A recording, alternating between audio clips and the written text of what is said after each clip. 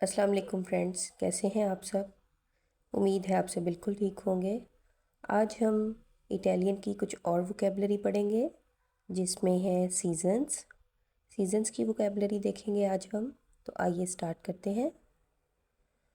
Seasons को Italian में कहते हैं ई स्टैजियोने। ई स्टैजियोने यानी सीज़न। सबसे पहले है इन्वेर्नो।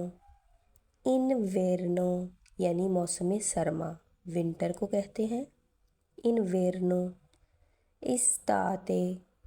इस्ताते। इस्ताते कहते हैं मौसम गर्मा को यानी समर सीज़न को। प्रीमावेरा। प्रीमावेरा मौसम बहार को, स्प्रिंग सीज़न को जिसमें फूल वगैरह उगते हैं।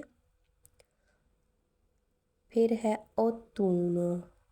ओतूनो ऑटम सीज़न, मौसम ख़ज़ा यानी पतझड़ का मौसम जिसको कहते हैं।